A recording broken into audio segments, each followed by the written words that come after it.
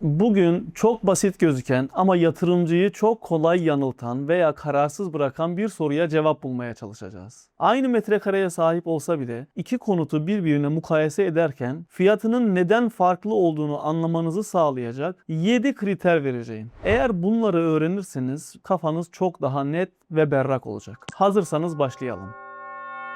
Birinci kriter, net ve brüt metrekare gerçeği. İlanlarda veya sahiplerinin beyanlarıyla metrekareleri aynı gözükse de aslında iki daire aynı metrekareye sahip değildir. Tapusunu gördüğünüzde aslında ikisine de 100 metrekare denilen daireye bakarsınız ki bir tanesi 85 metrekare, bir tanesi 100 metrekare. Ama ikisi de 100 metrekare olarak bilir. Neden? Çünkü bunu böyle ifade etmek çok daha kolaylarına gelir. İkisi 100 metrekare olsa bile kullanış itibariyle bir tanesi 100 metrekare konforunu size vermez. Holü daha farklıdır.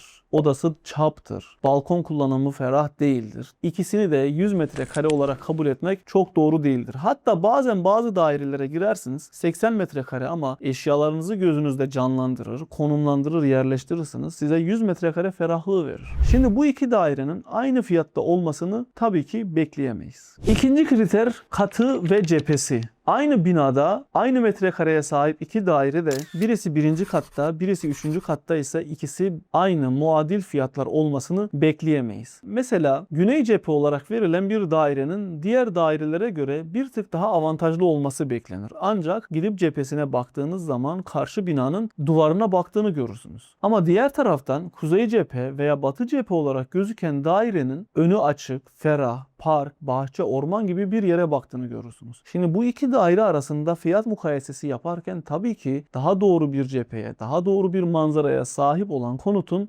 fiyatının da diğerine göre bir tık daha yüksek olması beklenebilir. Üçüncü kriter bina kabuk yapısı. Ses, nem ve ısı üçlüsü. Şimdi aynı metrekareye sahip hatta dış görünüşü itibariyle birbirine çok yakın iki daire düşünün. Dışarıdan baktığınızda hiçbir sorun görmezsiniz. Daireler birbirinin tamamen aynıdır. Hatta aynı güzelliktedir. Gayet süslü ve özenle yapılmıştır. Hiçbir fark göremezsiniz. Ama eğer ısı yalıtımı doğru yapılmadıysa, içinde kullanılan malzeme kalitesi aynı değilse, kullanılan pimapen ve cam kalitesi aynı değilse bu iki dairenin fiyatının da aynı olmasını bekleyemeyiz. Hatta ekonomik ömrü olarak düşünün. Mesela 15 yıl, 20 yıl bir daireyi kullanacaksınız. Biraz daha düşük kalitede yapılan diğer daireye yapacağınız bakım onarım giderleri, yazın soğutmak için yapacağınız harcamalar, kışın ısıtmak için ödeyeceğiniz fatura totaline baktığınızda aslında hiç de uyguna almadığınızı anlayacaksınız. Bir diğer kriter yönetim ve aidat giderleri. Aynı bölgede iki daire düşünün. Birisi site içerisinde, diğeri müstakil apartmanda. Hiçbir sosyal donatısı olmayan site, müstakil apartmanla aslında aynı hizmetleri sahip. Yani o bölgedeki parkından faydalanıyor, bahçesinden faydalanıyor, yürüyüş yolları aynı, sahip oldukları hizmetler aynı ama bir tanesi sadece site olmasından kaynaklı hem yönetim gideri var hem de aidat var. Bu fiyata dezavantaj olarak yansır. Ancak her zaman böyle midir? Tabii ki değil. İki tane daire düşünün, iki sitede. Bir tanesinde size sunulan hizmetlerin karşılığında bir aidat alıyor ve oturanların hepsi memnun. Diğerinde ise bir aidat ve yönetim gideri var ama herkes şikayetçi. Burada iki sitedeki daire fiyatlarının aynı olması tabii ki beklenemez. Bizzat kendim yaşadığım bir hadiseyi de sizinle paylaşmak istiyorum. Bir site içerisinde yatırımcımıza bir daire sunduk. Yönetim ve aidat giderlerinin yüksekliğinden şikayet etti. Ahmet Bey dedim, burada sizin ödeyeceğiniz yönetim ve aidat gideri karşılığında alacağınız hizmetleri tam olarak anlayabildiniz mi? Yeniden bir anlatmak isterim bunları size.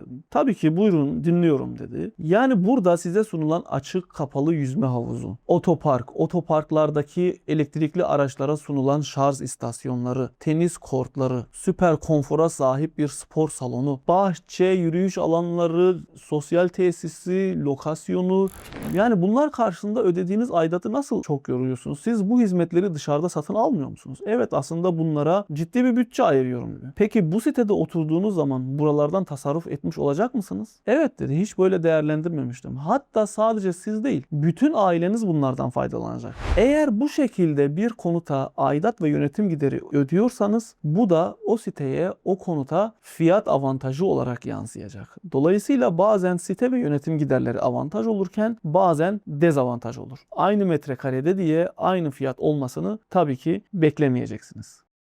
Bir diğer kriter tapu niteliği, hukuki sorunlar ve demografik yapı. Kat mülkiyetli bir daire ile kat irtifaklı bir dairenin fiyatı tabii ki farklı olur. Halbuki kat mülkiyeti ile kat irtifakı arasında neredeyse hiçbir fark yok. Sadece bazı resmi prosedürleri, süreçleri ihmal edilmiş olabilir. Ama tapu türü farklı olduğu için aynı metrekareye sahip olsa da fiyatının farklılaştığını görüyoruz. Diğer taraftan çok cüzi hukuki sorunlar içeren tapulara sahip veya mülkiyetlere sahip olan yerler bazen dezavantajlı olabiliyor.